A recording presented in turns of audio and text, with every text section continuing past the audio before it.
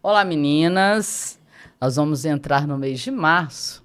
Portanto, a convidada de hoje, cuja conversa vai ao ar no dia 11, porque a gente grava antes, estoca e depois apresenta, é a doutora Liliana Nóbrega, uma mulher iluminada que a gente conheceu-se, né, de uma forma despretensiosa na academia, mas eu sempre percebi, né, esse movimento de uma mulher que tinha uma energia diferente.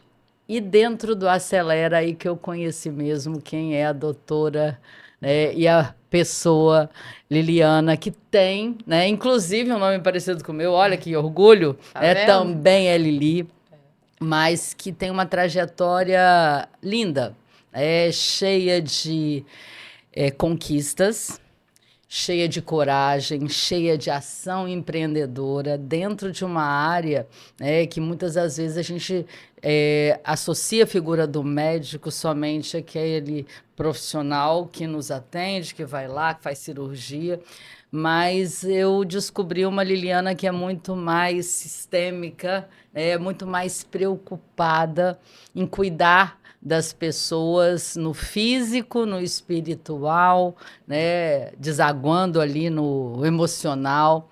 Então eu fico muito feliz, Lili, chamando assim, Pode me chamar assim. de ter aqui você, um espaço que você já veio, né, Sim. atuar aqui no outro podcast, além de outros diversos, porque ela, vocês vão descobrir, gente, ela é uma mulher internacional, né? Ela é a doutora, inclusive, da comunicação, e tem sido realmente uma alegria muito grande essa aproximação. Já conversamos, inclusive, né, quem sabe com pontos de convergência, a gente faça, Futuras né, parcerias. parcerias. Isso E eu queria que você se apresentasse para as meninas, vocês vão ver realmente quanta inspiração essa conversa vai trazer para você.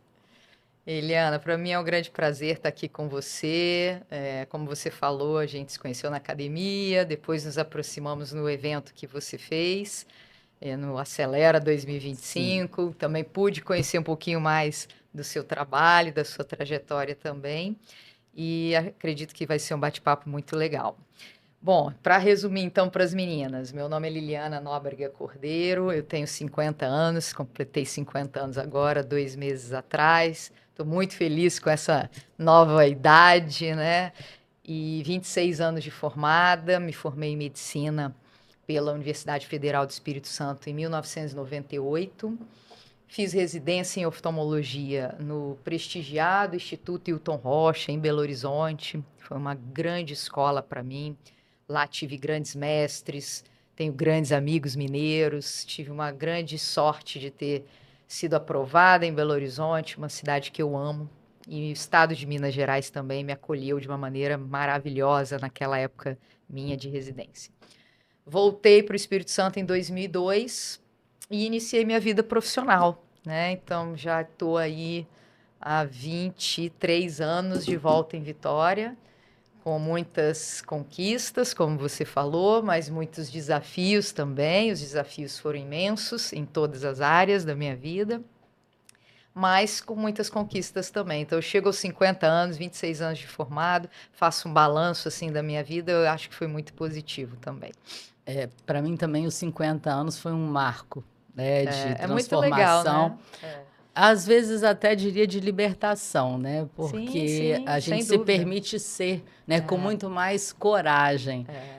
E a gente, eu acho que acaba impulsionando a aceleração de alguns projetos que ainda não fez. A sensação do tempo muda, né? A perspectiva é outra. É a segunda metade da nossa vida. Então, ou a gente realiza, ou a gente realiza.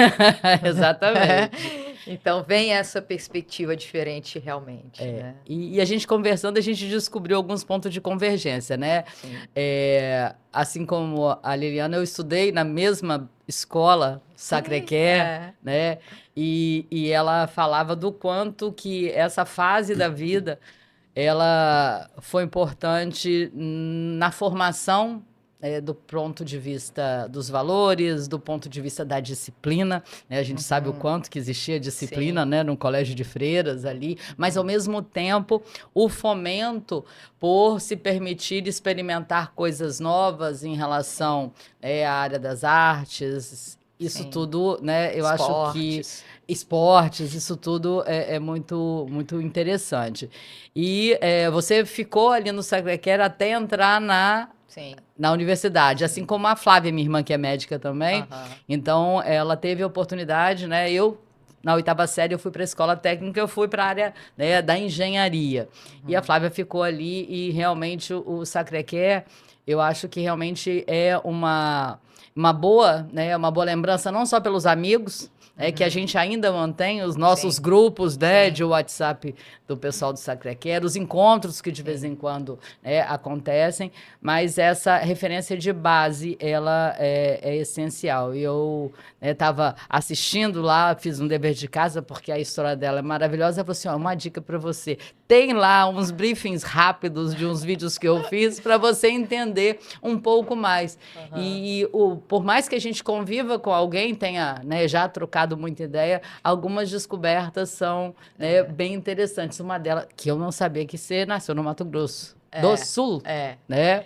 Veio pra cá bem pequenininha. Vamos tentar, então, misturar um pouco da história da família com a história do colégio, né? Então, a história do colégio, estudei no Sacré-Cœur, né? O Colégio Sagrado Coração de Maria.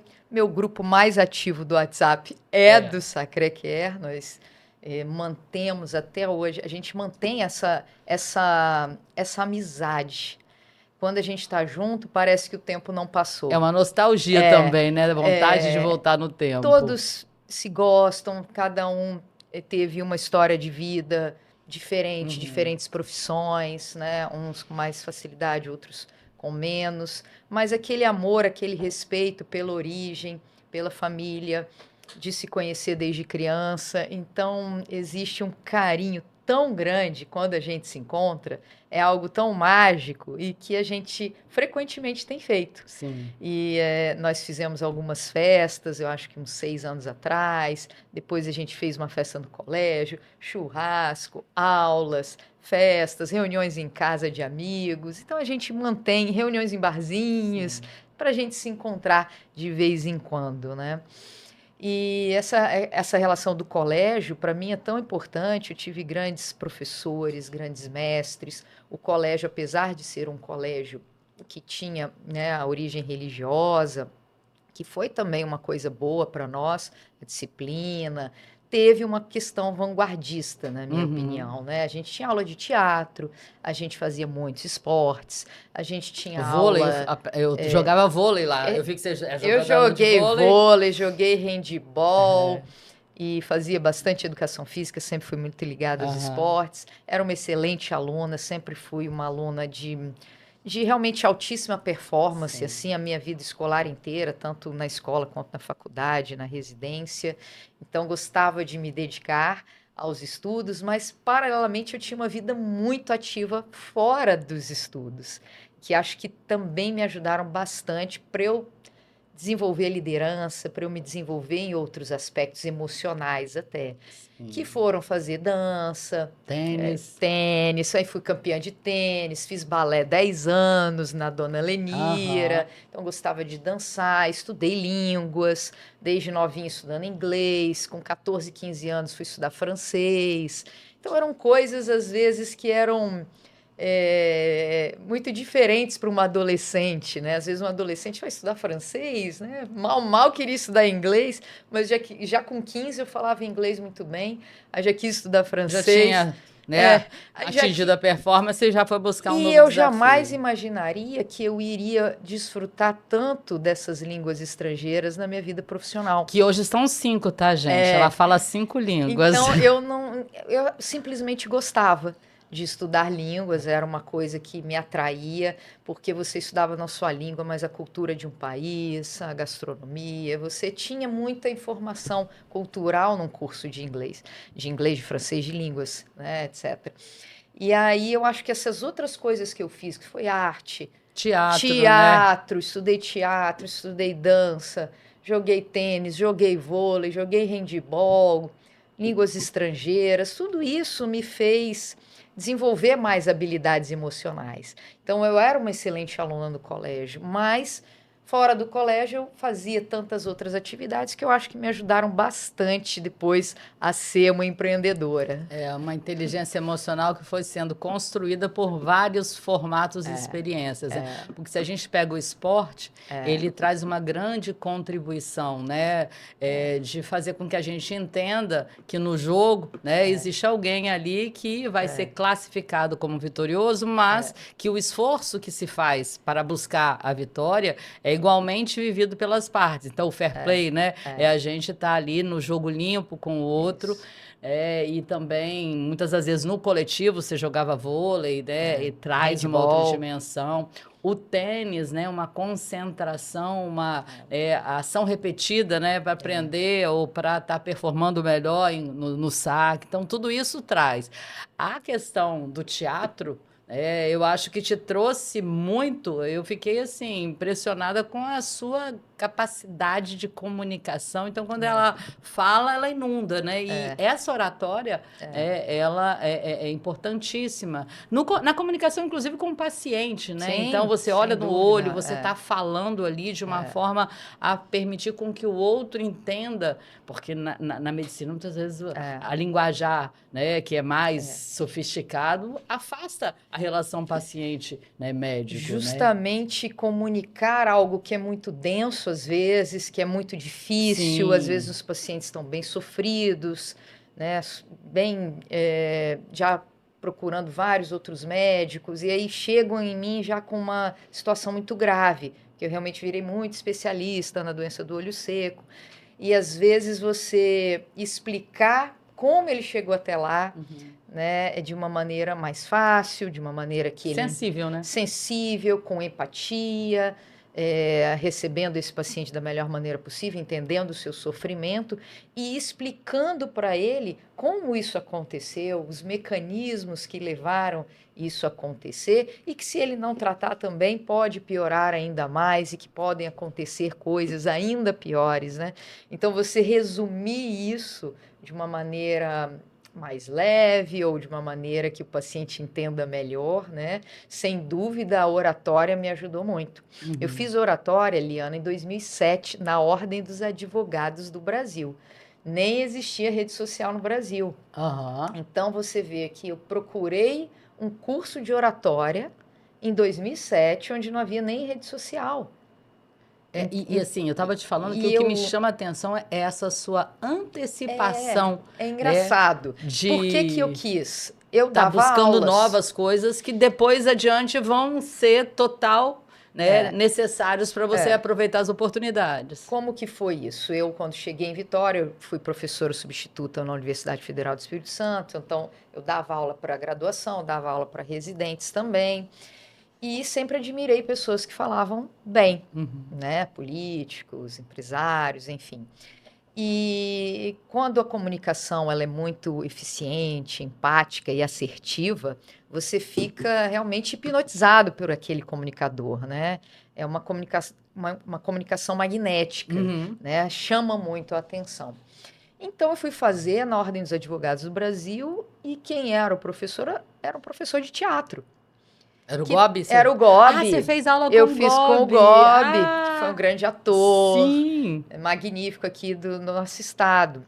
E aí eu fiz aula com ele trazendo os instrumentos, as ferramentas do teatro para a oratória, para os alunos da OAB, que eram advogados ali, fazendo processos de concursos públicos. O advogado em si ele tem que falar muito bem, né? Defender teses, etc. E aí depois a gente foi para um curso de teatro com ele também. O curso até durou pouco tempo, mas alguns anos depois aí eu fiz 2 anos de teatro também. Até levei meu afilhado para fazer curso de teatro comigo. Ele adorou também, ele era adolescente. Então acho assim que o teatro te dá excelentes ferramentas, te ajuda na improvisação, te ajuda no gesticular, na fala, articulação da sua fala, na sua linguagem corporal. Então, assim, ajuda muito. Além disso, como eu falo muito no meu consultório também com meus pacientes, eu notava que em algum momento do final da semana ou no final do mês, eu estava com a voz mais rouca. E aí fui fazer alguns exames e vi que eu tinha um calo vocal. E aí também eu tive a ajuda de uma profissional de fono. Uhum.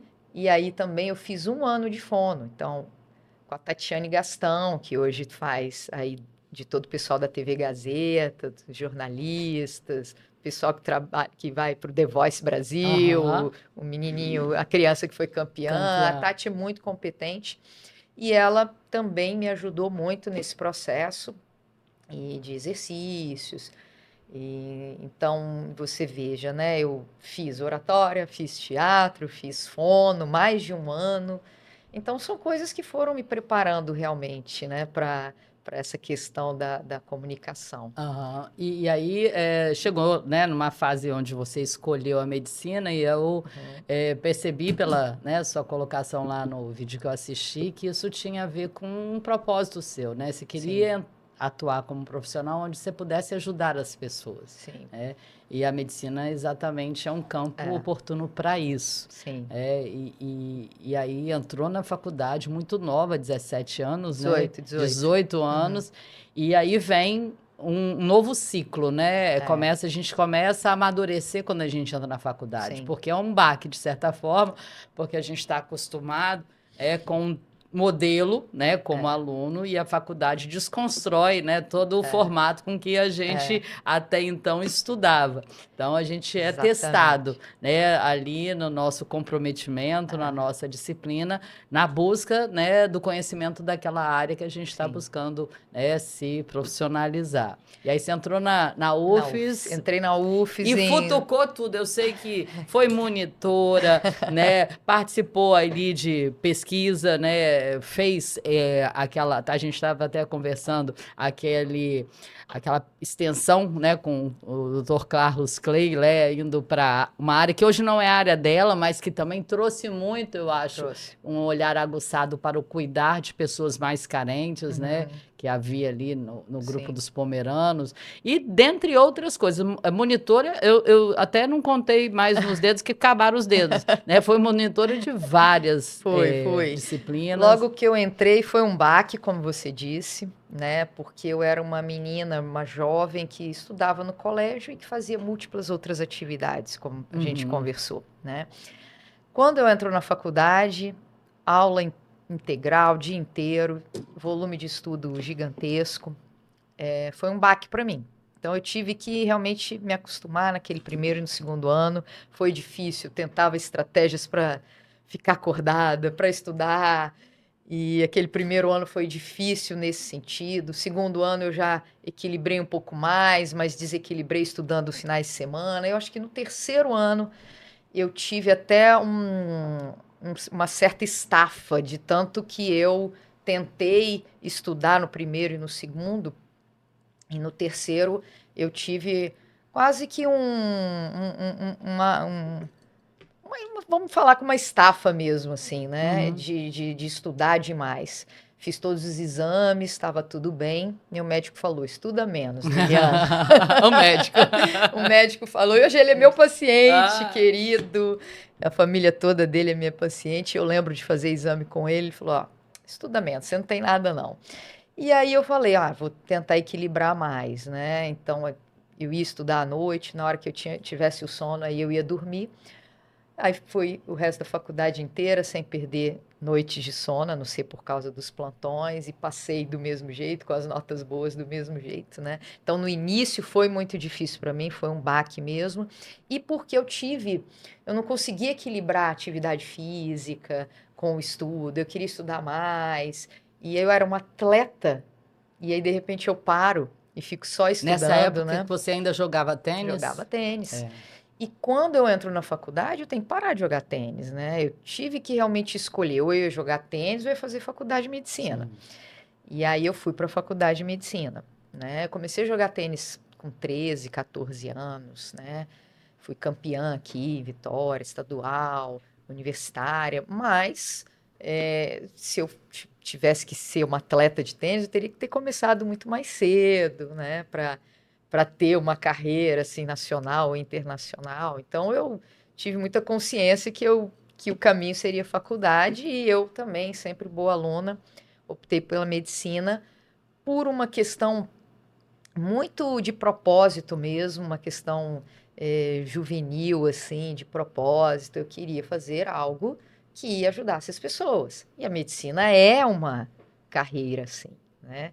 E você, como médico, pode carregar esse propósito a sua vida inteira, né? Sendo também um grande empresário e sendo também uma pessoa que faz muita ação social, como eu continuo fazendo. Fiz a minha faculdade inteira, fiz minha residência inteira e coloco como meta para a minha vida fazer a vida inteira até me aposentar. Então, eu tenho projetos que ajudam, por exemplo, os estudantes do Instituto Ponte hoje, né? Já há quase 10 anos que eu atendo esses estudantes, que são estudantes carentes, eu faço o atendimento oftalmológico deles.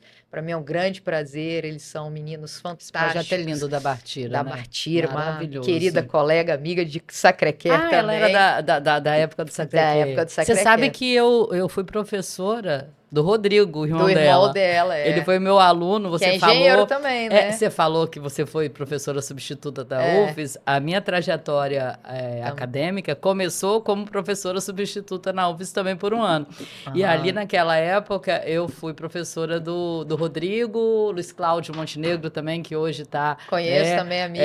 A irmã dele estudou comigo, Pois Carla. E então, Que assim, fez engenharia também. E é interessante o quanto que o ciclo da vida vai invertendo muitas das vezes, né? Então, você fala que o médico, né, que te aconselhou no momento onde você, muito jovem, né, a gente tem muita energia, e assim, vai mais devagar, ou seja, aquela mensagem, vai com equilíbrio, né? Não se cobra tanto.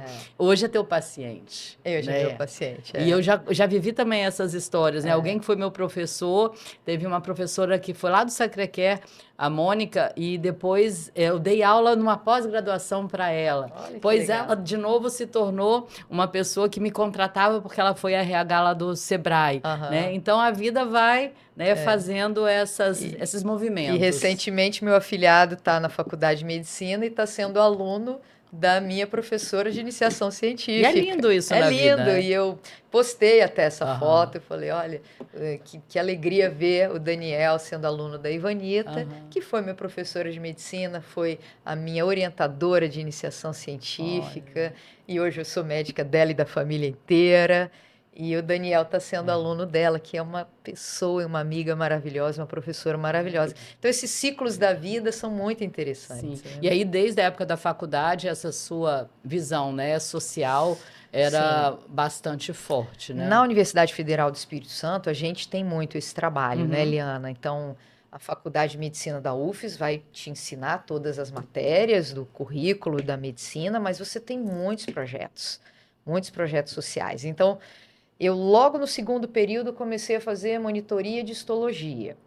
No terceiro, eu entrei na iniciação científica com a Ivanita, fiquei até o final da faculdade. A gente fazia projetos de estudo em eletromecânica cardíaca. Lá no quinto, sexto período, eu começo a acompanhar médicos fora do meu horário, querendo entrar no pronto-socorro e ficar no plantão, sem ser minha obrigação, mas eu batia. Doutora Tânia Reuter, uma grande amiga até hoje. Doutora Tânia, posso te acompanhar no plantão? E ela, pode, minha filha, pode vir aqui. Aí eu lembro que eu ia às 7 horas da noite, ficava até meia-noite, porque aí já não tinha lugar para eu ficar mais, não tinha lugar de cama e tudo. Meu pai ia me buscar e os outros alunos lá, o que você está fazendo aqui? Não está na sua hora ainda não, vai embora. Mas era aquele, né, uma sede de conhecimento, né, uma sede de aprender.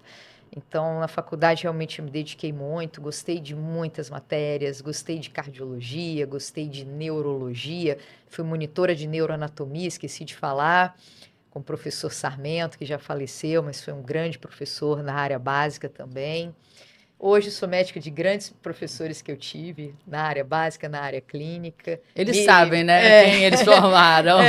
Então, assim, isso me dá uma extrema felicidade, né? De ver que eu acho que eu tive uma boa passagem, né? Por eles, pela faculdade, pelos meus colegas, deixei uma boa impressão para os meus colegas, para os meus professores. E aí, lá na área clínica, gostei de oncologia, de pediatria, de clínica médica, gostava de tantas matérias. Para mim ia ser difícil escolher, né? Mas a oftalmologia ficou ali latente, né? Aí tem a história Só da memória afetiva, da né? memória afetiva. Quando eu tinha 17 anos, uma vez no cursinho, não consegui chegar para sentar na frente, sentei atrás. Sentando atrás, não enxerguei nada, não enxerguei o professor e fiquei copiando do colega do lado. Quando cheguei em casa, falei para minha mãe, falei, mãe, não enxerguei nada de longe, eu preciso ir no médico. Quando eu fui ao médico oftalmologista, e ele botou as lentes, O mundo se abriu. e o mundo se abriu para mim de novo. Eu sempre fui uma menina que enxerguei muito bem, né? Jogava tênis, enxergava a bolinha lá do outro lado. E aí, com 17 anos, eu viro míope. De pequeno grau, mas já me atrapalhou. Sim. E quando ele fez o exame e mostrou as lentes e eu enxerguei de novo, para mim foi uma sensação tão maravilhosa que eu guardei essa sensação para mim. E pensei, poxa, eu com um pequeno grau o médico está me devolvendo a visão, vou usar um óculos. Ou seja, nada grave, mas algo que me retornou a visão. E eu pensei que como seria para o médico oftalmologista tratar pessoas mais graves, devolver a visão para um cego, operar uma catarata, prevenir a cegueira através de um tratamento de glaucoma, diabetes, que no nosso país é muito grande, né? Cegueira por diabetes, degeneração macular, essas doenças oculares, né? E aí fiquei pensando, poxa, como será, né, para o paciente e para o próprio médico, né, essa sensação. E aí, então, oftalmologia, eu só fui praticar oftalmologia no nono período, no quinto final, ano. quase, né? São 6 No anos, né? penúltimo ano. Quando eu pratico oftalmologia no nono período, eu me apaixono pela oftalmologia, ela já estava latente aqui no meu coração Estava e guardada. guardada. E eu olho e falo, poxa, é uma especialidade que alia muita ciência, tecnologia, cirurgias, exames.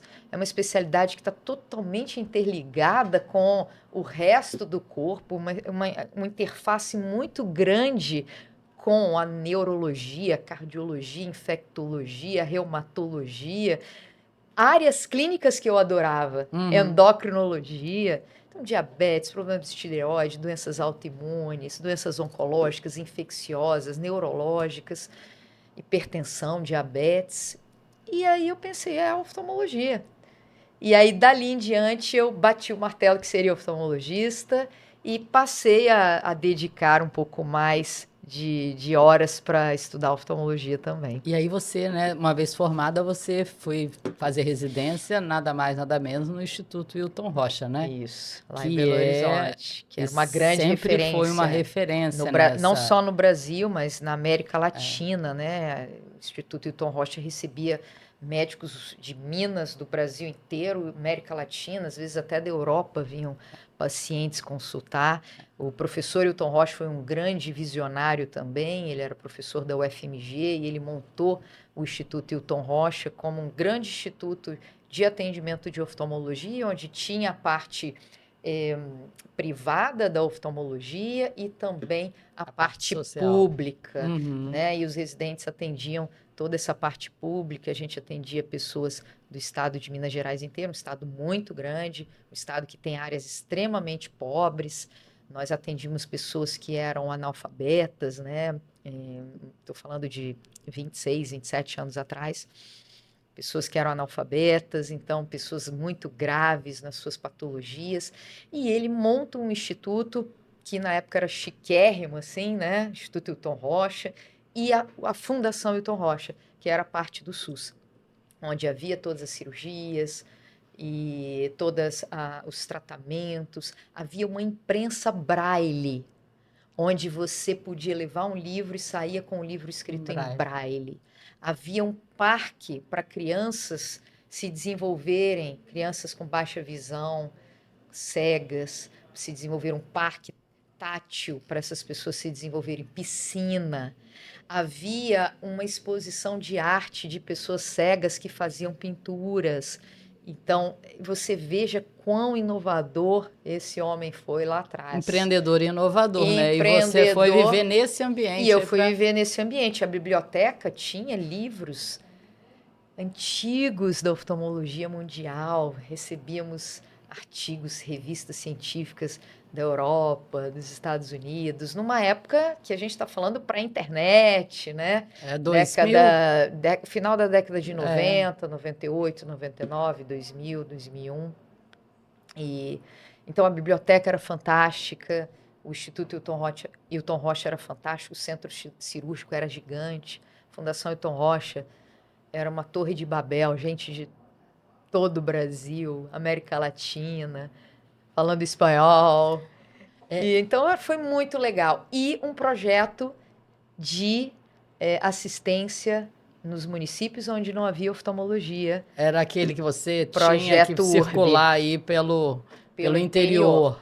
Nós íamos de ônibus, o ônibus era equipado, nós atendíamos as pacientes em cidades pequeníssimas. Se a gente identificasse que um paciente tinha algo mais grave, ele era convidado a ser tratado em Belo Horizonte, na Fundação Hilton Rocha. Gratuitamente, né? Gratuitamente. E se tivesse alguma possibilidade de ser tratado numa cidade mais próxima, seria encaminhado a um médico oftalmologista mais próximo, parceiro, que iria tratar desse paciente. Então, veja bem, né? Então, na Universidade Federal do Espírito Santo, tantos projetos acadêmicos de assistência à população. Eu fiz um projeto de pediatria em São Pedro, outras colegas minhas fizeram em Jacaraípe, de medicina da família. Eu fiz esse projeto de dermatologia extramuros, rodávamos a população pomerana do Estado do Espírito Santo. Na faculdade, esses projetos. Na residência, esse projeto URB, fantástico. Né? O professor Hilton Rocha, então, mantinha esse projeto e todos nós participávamos. Então, essa veia de ajuda às pessoas, ela está muito dentro da medicina, das faculdades, das residências. Hoje existem projetos de oftalmologia, Eliana, na Amazônia, no Mato Grosso, nas comunidades indígenas do Brasil, onde a gente vai, leva equipamentos cirúrgicos, opera essas pessoas. Eu, há alguns anos atrás, recente, 5 anos, eu acho, eu fiz um projeto também de assistência médica no sertão do Piauí, no menor IDH do Brasil, numa população mais pobre do Brasil. Não tinha água, né? E aí você foi para lá? Eu fui como oftalmologista, junto com outros médicos, psicólogos, pessoas de outras áreas que eram também voluntárias, que faziam outro trabalho, né, de cadastrar as pessoas e tudo mais, e nós médicos fazíamos um trabalho assistencial. Rodei 10 dias esse sertão, né, e os meus avós maternos são sertanejos da Paraíba e do Rio Grande do Norte. Então foi uma honra. Tudo sempre passa pelo afeto, né, Lili? Foi uma honra para mim ir para lá e fazer esse trabalho. No primeiro dia, eu já não tinha mais pescoço e mão, porque era tudo na mão, não tinha equipamentos, eu tinha equipamentos manuais só. Eu tinha mais 10 dias para ficar lá. Pedi ajuda ao time, aos residentes, tinham lá meninas jovens. Falei, vocês vão me ajudar, ensinei, vocês vão fazer uma triagem, vocês vão dilatar a pupila, para eu fazer só aqui o finalzinho, para eu aguentar. E aí tomei anti-inflamatório 10 dias, cheguei no final exausta, emocionalmente exausta também. Demorei alguns meses para até desfrutar da água da minha casa, quando eu cheguei. E um ano ou mais de um ano para me recuperar fisicamente. A gente dormia no chão, tinha problema de quadril. Descompensei bastante meu corpo e a parte emocional, porque realmente é uma questão forte, né? Forte. Como agora houve o Rio Grande do Sul, médicos que foram para lá ajudar, foram umas questões fortes emocionalmente. Para a gente embora a gente tenha um preparo, né, de enfrentar, nós somos seres humanos. A gente enfrenta uma situação aguda, mas depois a gente sofre. Sim. né? E sente as consequências. E meus avós são sertanejos.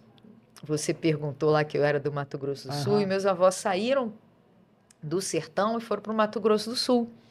E lá minha mãe nasceu, e a família do meu pai nasceu também, e aí eu nasci lá, e meu pai e minha mãe vieram em 1976 para Vitória. Meu pai foi trabalhar na Excelsa, que hoje é EDP, né? Sim. Centrais Elétricas. E aí eu tinha 1 aninho, meu irmão já nasceu aqui, e aí nós fizemos a nossa vida aqui em Vitória, né? Meu pai voltou para o Mato Grosso do Sul após minha mãe falecer em 2006. E aí meu pai voltou hoje para o Mato Grosso do Sul. Então a família está um pouco espalhada, né? A E o irmão tá por aqui? tá lá também. Ah, Então também a tá lá. família nuclear no Mato Grosso do Sul, ainda tem meu tio, irmão da minha mãe, e a família da minha mãe, que me acolheu muito depois que a minha mãe faleceu, no Nordeste, no Rio de Janeiro também. Então eu passo uma parte do meu ano viajando também para encontrar, né, com os meus familiares. Aqui eu tenho um primo que é muito querido, que é médico também, já tem mais de 70 anos, mas veio para o Espírito Santo também para desbravar o Espírito Santo na década de 80. Foi um grande médico, um grande empresário na área de radiologia e medicina nuclear.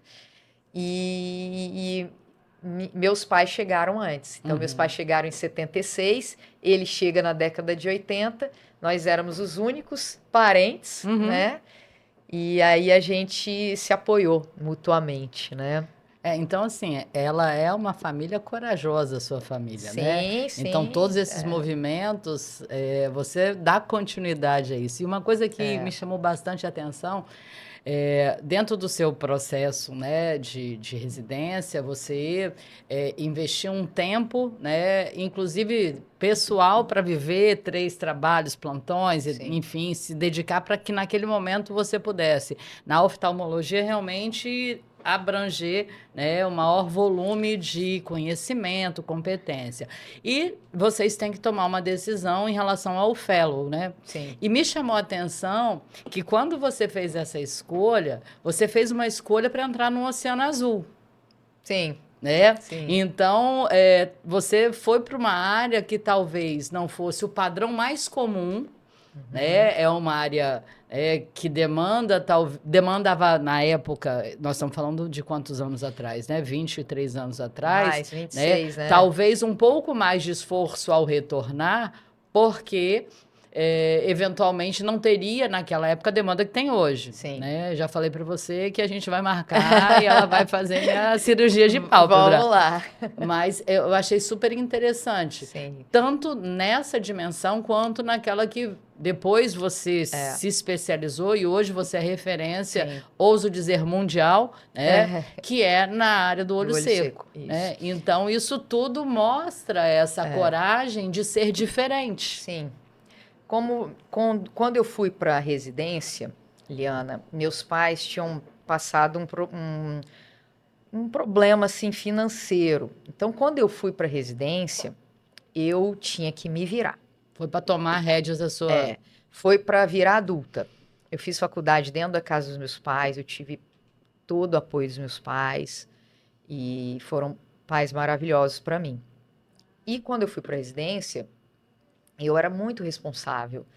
E vendo a situação financeira deles, meu pai, na época da privatização, ele sai do emprego. Então, isso deu uma modificada na estrutura familiar e mudou aquela dinâmica. Então, quando eu vou para a residência, eu me sinto responsável por... andar com as suas próprias pernas. Andar com as minhas próprias pernas. Então, com 15 dias que eu estava em Belo Horizonte, eu arranjei um plantão que era no interior, que era um plantão que eu viajava 5 horas de ônibus, saltava no meio de uma estrada, num breu, sem ponto de ônibus, ficava de 3 da manhã às 6 da manhã na maca, junto com os pacientes, porque o quarto dos médicos estava ocupado pelos outros médicos, e 6 horas da manhã levantava, dava 24 horas de plantão. Depois voltava mais 5 horas. Em alguns outros momentos, eu dava 3 plantões em 3 cidades diferentes em 48 horas, andando de ônibus para lá e para cá. Então, foram momentos de muita dedicação, momentos árduos que eu passei, porque eu queria trabalhar nos finais de semana para que o dia da semana fosse totalmente livre para eu fazer minha residência e me dedicar à residência e chegar em casa e estudar. Uhum. Então, nos finais de semana, eu dava plantão e era para ter minha subsistência. Eu não queria ganhar tanto dinheiro. Eu queria só pagar meu aluguel, pagar o meu transporte, minha alimentação, condomínio, luz, telefone, comprar livros, ir nos congressos, algum materialzinho cirúrgico, lentes que a gente usa na oftalmologia. Era para isso. Eu tive colegas que queriam até dar mais plantão, ganhar mais dinheiro na época. Eu falei, não, esse não é o meu momento. Meu momento agora é de estudar. Eu quero ganhar o dinheiro para me sustentar e depois, quando eu voltar, aí sim eu vou ter todo o tempo do mundo, da minha carreira, para poder ganhar dinheiro, vamos dizer assim, né?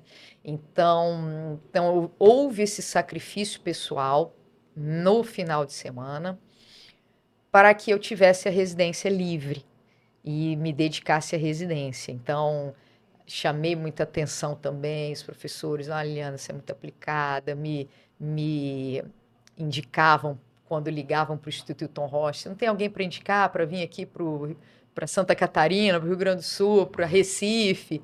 E eles sempre me indicavam, mas eu quis voltar para Vitória, que é onde estava a minha família e tudo mais. Mas chegou aqui com uma meta, né? A visão sua era que o consultório, ele só não existia ainda, mas ele estava te aguardando, né? E aí eu fiz esses plantões enquanto eu fazia oftalmologia. Sim.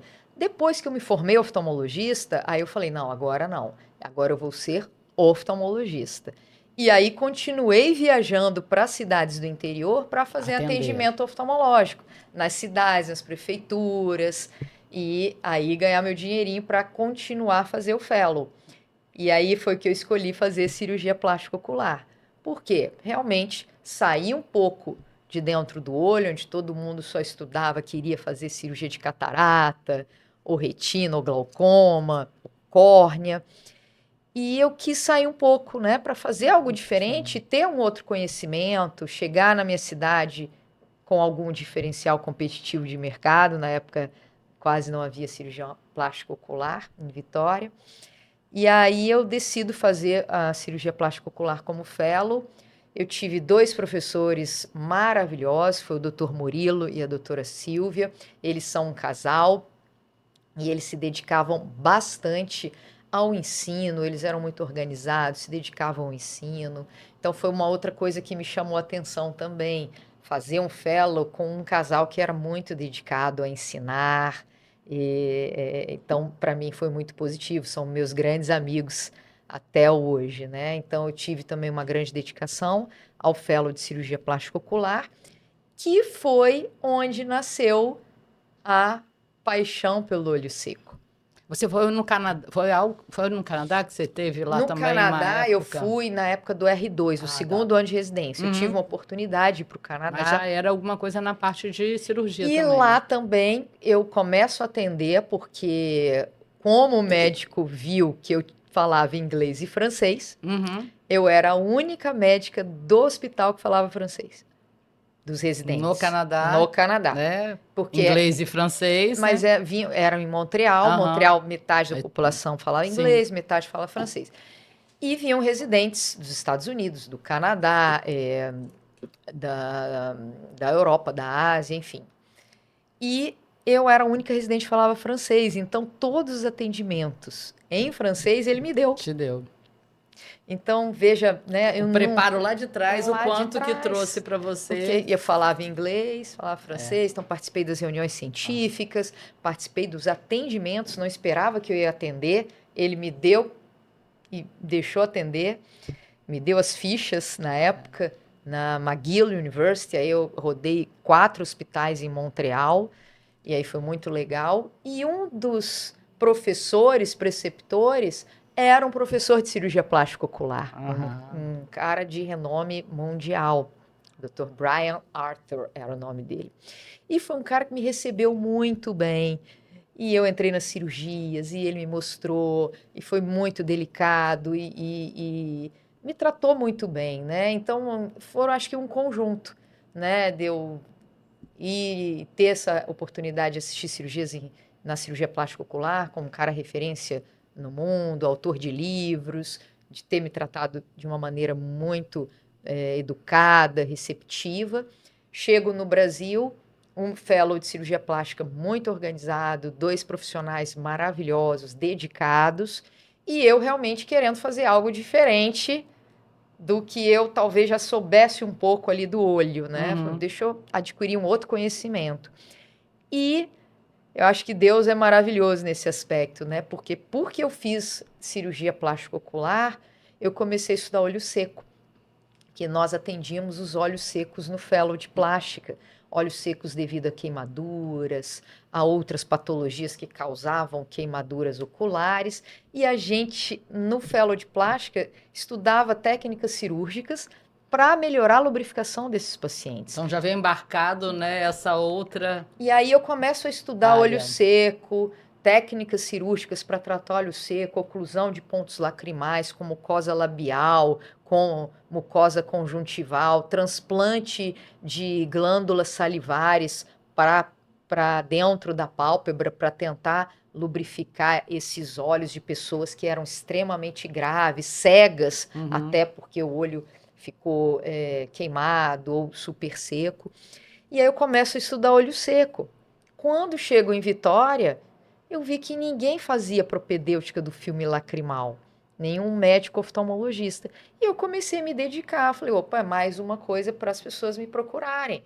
Eu iniciando minha vida profissional, você tem que Sim. mostrar o seu trabalho de alguma forma. Então, eu sempre tive muito essa garra, né, de querer ir para frente, de querer fazer as coisas. E aí foi que me tornei uma referência em olho seco. E uma coisa interessante, né? Você veio, né? Porque a cada passo que você está contando, você sabia o porquê daquele momento, né? O período lá de dar os plantões, né? De se dedicar a você se tornar forte no conhecimento de uma área ou Isso. atuante. Voltou para cá, tinha, né, a intenção de montar a princípio ali o seu consultório, né? Mas o consultório não seria suficiente, né? Porque aquilo que você projetava era a clínica, né? Sim. E pelo que eu sei, né, é a clínica. É uma clínica totalmente diferenciada Sim. dentro de uma escolha, né, de Sim. ser uma clínica referência, premium, Uhum. né? Mas, ao mesmo tempo, em paralelo, não deixando essa sua essência, né, mais social e continuando em paralelo com todas essas ações. Sim. A história da clínica eu acho maravilhosa e a sua coragem, né, de viver essa implantação do seu projeto no momento da pandemia, Sim. aonde a princípio poderia parecer ser bastante dificultador, mas que, de certa forma, oportunizou demanda, né? Porque a partir da pandemia também, com o uso, né, da tecnologia, o volume de pessoas que precisaram de apoio nesse sentido foi muito grande. Eu né? montei meu consultório, Liana, 6 anos depois que eu cheguei. Então, quando eu cheguei, eu não tinha lugar para trabalhar, eu tive que realmente ir batendo na portinha de várias pessoas. Tive muitos nãos também e alguns sims. E onde tinha o sim, eu fui.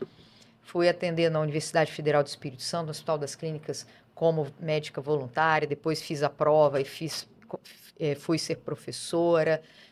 Atendi no SESI, atendi na Clínica Letícia, que era uma clínica que atendia SUS aqui também, e clínicas populares, consultórios pequenos de outros médicos oftalmologistas que me chamavam, e até ir para uma clínica maior, onde eu tive realmente um pouquinho mais de visibilidade, e até montar o meu primeiro consultório, pequenininho, básico. Ali eu fui aprender o que é ter uma empresa, o que é pagar todos os impostos, né? E empreender, separar dinheiro, pessoa física, pessoa jurídica, entender um pouco mais sobre o que é uma empresa, como que eu deveria ter um time comercial, etc. Então, quando eu montei meu consultório, eu não sabia nada disso. Eu fui aos acertos e erros, aprendendo, mas sempre querendo melhorar. E depois eu busquei estudar também. Você fez E aí, MBA, né, em gestão, né? Aí eu fiz um MBA em gestão empresarial na Fundação Getúlio Vargas, que realmente foi um divisor de águas. Eu adorei o MBA, ele me deu ferramentas para eu continuar estudando. Uhum. E aí, dali, eu fiz uma pós em negócios em saúde na Fundação Dom Cabral, de Belo Horizonte também. Eu fiz negociação e liderança em Harvard. Eu fiz cursos de finanças pessoais, finanças para clínicas e consultórios. Eu fiz curso de marketing digital. Eu fui fazer um curso do Dale Carnegie de comunicação e liderança. Então, eu fui buscar conhecimentos, não da minha área técnica, mas soft skills, vamos dizer assim, né? Habilidades que acho que são essenciais para todas as profissões. Então, eu fui procurar entender de finanças, do marketing, de formar um time comercial, de liderança, de comunicação. E aí vem um desejo, quando eu faço o MBA, de fazer um planejamento estratégico para fazer a minha clínica. E eu tenho isso anotado, Liana, é muito legal. A gente fala o poder da escrita, né? Lá no seu curso a gente escreveu também, né? O poder da escrita é maravilhoso. Então eu escrevi em 2016 que até 2020 eu queria ter uma clínica completa em oftalmologia. Eu tinha um consultório pequenininho.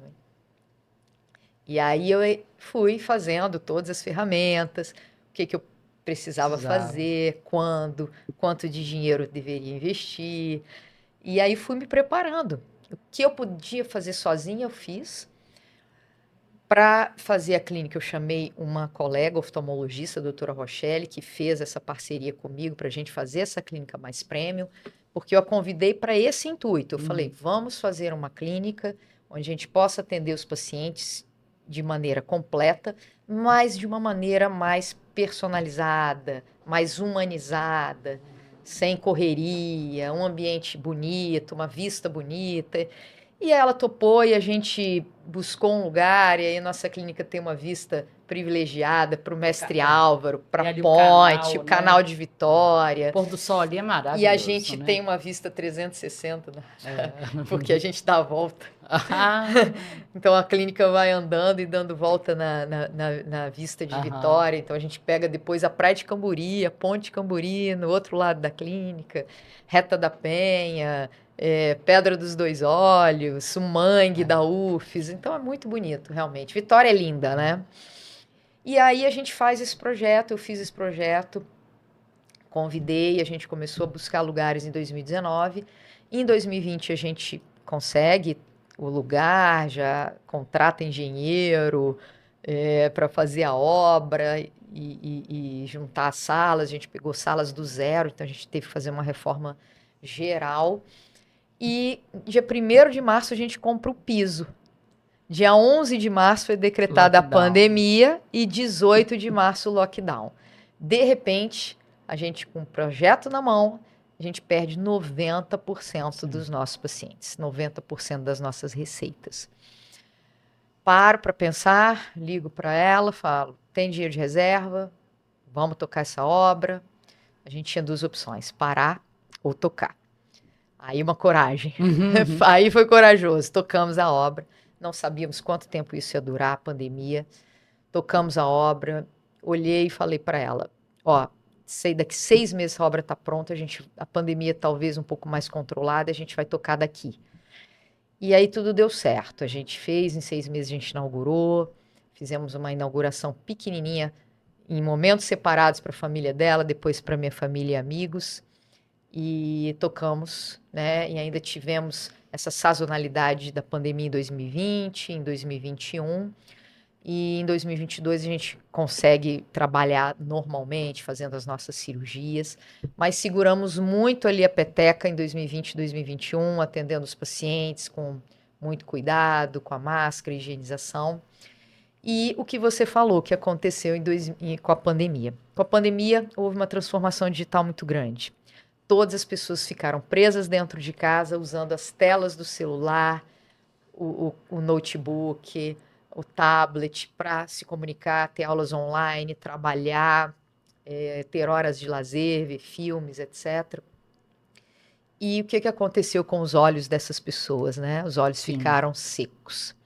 E eu, 6 meses antes da pandemia, tinha investido numa tecnologia de luz pulsada para tratar esses olhos secos que eu já estava tratando há 17 anos já, esses pacientes com os olhos secos. Quando chega a tecnologia do Brasil, eu investi nessa tecnologia também, sem saber como ia ser, se ia dar certo, se não ia dar. Acho que uma outra atitude de coragem também, fui pioneira a nível Brasil, a única do Estado do Espírito Santo, mas uma das primeiras no Brasil. Investi. 6 meses depois, pandemia, e alguns meses depois, uma piora generalizada dos olhos da população, e quem estava preparada para tratar esses pacientes, então era eu. Então a clínica realmente recebe esses pacientes, eu consigo me equilibrar melhor na clínica por causa dessa demanda maior que teve para olho seco. Eu estava preparada, eu tinha 17 anos de tratamento clínico desses pacientes e alguns meses de tecnologia. E aí, que a sorte, né? Tem gente que ainda deve dizer para você, nossa, quanta sorte. A sorte é a oportunidade que encontra o preparo, né? Então, eu sempre digo isso. Então, na minha vida sempre aconteceu muito isso, né? Quando vem as redes sociais e vem a questão dos vídeos, eu estava preparada para fazer os vídeos. Você já estava, né? Naturalmente. Naturalmente. Tinha feito oratória, tinha feito teatro, tinha feito fono, tinha feito tanta coisa, tinha dado muitas aulas.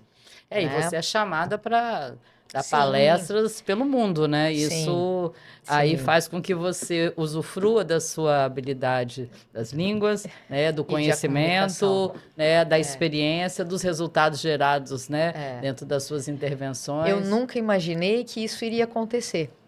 Há 17 anos tratando os pacientes de olho seco, apenas clinicamente, Liana, eu nunca imaginei que ia chegar uma tecnologia. Que ia chegar uma tecnologia e que eu ia tratar de uma maneira melhor esses pacientes. Uma coisa interessante... E depois eu dava aulas aqui, em Vitória, no estado do Espírito Santo. Era uma coisa mais regional. Sim. Eu dava aulas de olho seco, de lágrimas, de superfície, para a indústria farmacêutica, para os meus colegas aqui, na universidade e tudo mais. Quando ocorre a pandemia, eu fiz um trabalho diferenciado realmente a nível Brasil, a nível internacional, no olho seco, porque já tem muitos anos. Então, eu estava muito na frente dos outros colegas, porque eu estava me dedicando a esses pacientes há muitos e muitos anos. E aí, quando vem a pandemia, eu começo a dar aulas a nível Brasil, online, falando da minha experiência, de como era tratar o paciente com as tecnologias, quais eram as melhores indicações, como que o paciente melhorava, quais eram os mecanismos de ação. Comecei a dar aula para os meus colegas a nível Brasil, sendo chamada pela indústria mesmo. Doutora Liliana, você tem um volume muito grande de pacientes, dá uma aula para a gente. E eu comecei a dar aula. Então, a pandemia também te deu mais visibilidade, porque se tornou e a gente ficou online, o processo de conexão do mundo, né? E todo mundo ficou online. Os médicos ficaram se ajudando online, trocando informações. Tá acontecendo isso, nós estamos vendo uma piora no olho seco. Olha, e aí eu começo a dar aula para a indústria na Europa. E discutindo, debatendo com médicos de lá. E aí, quando eu começo a contar a minha história, o pessoal, nossa, você já trata olho seco há tantos anos assim? Poxa, vem dar aula para cá, vem dar aula aqui pra gente. E aí, numa videoconferência, num webinar com outros médicos, aí a CEO da indústria ficou muito impressionada comigo. E aí ela me chamou, quando a gente pôde viajar de novo para fora do país, em 2022, aí eu fui. e comecei a dar aula na ESCRS, que é um congresso internacional, um congresso de catarata refrativa do mundo. E aí vai pessoas da Europa toda, da África, da Ásia, vão dos Estados Unidos também, vão do Brasil também. E ali eu comecei a contar a minha experiência e dar aula sobre as tecnologias, que eu estava muito experiente já nas tecnologias, usando. E aí foi um caminho sem volta. E aí fui chamada de novo, e fui chamada de novo, e aí fui lançar aparelhos de tecnologia na América Latina, fiz um curso online de olho seco para médicos no Brasil, finalizei o ano de 2024 dando esse curso em espanhol para a América Latina. Então, você veja, né? Eu nunca imaginei que as línguas que eu estudava lá atrás eu ia usar em medicina. Para mim, eu ia usar em medicina só em inglês. Eu usei o francês no Canadá, eu usei o inglês, eu uso italiano, eu uso espanhol. Você nunca desperdiçou nada.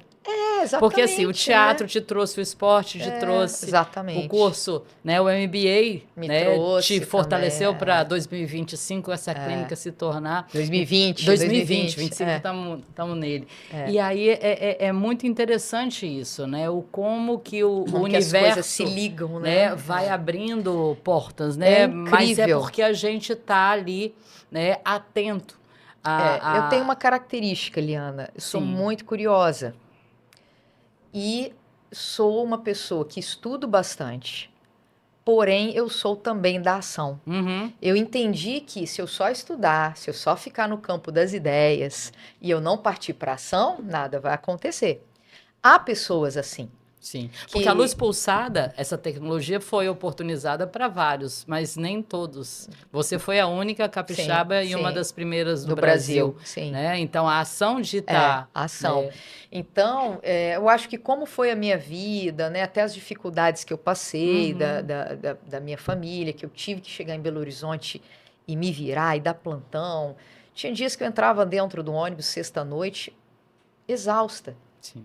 Mas eu enfrentava, eu sabia que ia ser um tempo. Sim. Eu tinha um objetivo maior, que era ser médica, oftalmologista, que era ser cirurgiã, que era ser professora, que era ter meu consultório, que era ter minha clínica, que era ajudar as pessoas, fazer atividade voluntária. Então eu tinha esses sonhos e tudo isso está acontecendo. Como? Com muito estudo, com muito trabalho. Muito sacrifício pessoal. Mas muito amor, né? Muito amor. Quando as pessoas me ouvem falando, eu falo, poxa, você é apaixonada. Seu olho brilha. Você é apaixonada. Poxa, que bom que eu escolhi uma coisa que eu sou apaixonada, pela qual eu sou apaixonada, né? Que é a medicina, que é a oftalmologia, a questão do olho seco. Virei uma referência. Então, virou uma missão de vida para mim melhorar a qualidade de vida dos pacientes. Melhorar a visão dos pacientes. E eles sentem essa troca. Então, quando eu estou lá trabalhando e atendendo um paciente de olho seco, eu demoro bastante. Fazer um diagnóstico para examinar, para tratar. Acompanhamento a vida inteira. Então, uma dedicação realmente muito, muito intensa. E para isso, para eu me dedicar tanto assim, eu preciso ter uma vida pessoal muito boa, de saúde física, emocional. Aí entra a Edna, né? Aí entra a minha personal, entra a minha professora de yoga. Então, nem sempre foi assim, né? Eu já tive tempos de muito estresse. Mas de 5 anos para cá mudei muito minha qualidade de vida, meus exercícios, minha alimentação, a questão de saúde mental, emocional, espiritual. E hoje eu trago em 2025 um programa, um protocolo novo para os meus pacientes de olho seco, que vai abordar não só o olho, mas as questões de saúde física, mental, emocional. A saúde mais sistêmica. Mais sistêmica. Então eu vejo oftalmologista, eu nunca vi isso no Brasil. Estou lançando uma coisa que eu acho que é bem inovadora. Sem dúvida. E os pacientes estão adorando a novidade. E eu vou trabalhar com eles não só o olho, porque eu identifico nos meus pacientes a questão principal, que às vezes leva a doença do olho, às vezes leva a doença autoimune, às vezes leva um processo oncológico, um câncer. Que é a questão da emoção. Questão das emoções. E aí o paciente desenvolve uma doença autoimune, um câncer, e um tratamento piora o olho seco. Aí eles ficam com baixa de qualidade de vida, baixa autoestima, ansiedade, depressão, não conseguem sair, fazer atividades diárias. Então, isso passa pela saúde física, mental, pela nutrição, pelo controle das emoções. Então, eu estou tentando ir um pouco além nesse meu trabalho, não só olhar para o olho mais, mas extrapolar um pouco, e a gente vai prover lá na clínica essas aulas com esses outros profissionais de outras áreas para prover ferramentas para a saúde física, mental e espiritual dos nossos pacientes. Que delícia de conversa, Lili. Nós estamos aqui, né? Parece Poderíamos que tem falar mais uma hora, né? Dá para fazer 2 podcasts, né? Tem muito mais. Quem sabe depois a gente, que a gente conectar aí algumas ideias, a gente vai trazer novidade para as meninas. Mas eu queria te agradecer muito. Vocês viram, né? Um presente no mês de março, né? Essa mulher maravilhosa, empreendedora, essa médica que é muito mais do que médica. Vocês vão segui-la, né, nas redes sociais, vocês vão ver que diferente que é a abordagem que ela constrói para estar, né, falando da medicina e trazendo sempre para as pessoas mensagens boas, né? Então, você é luz, te agradeço muito.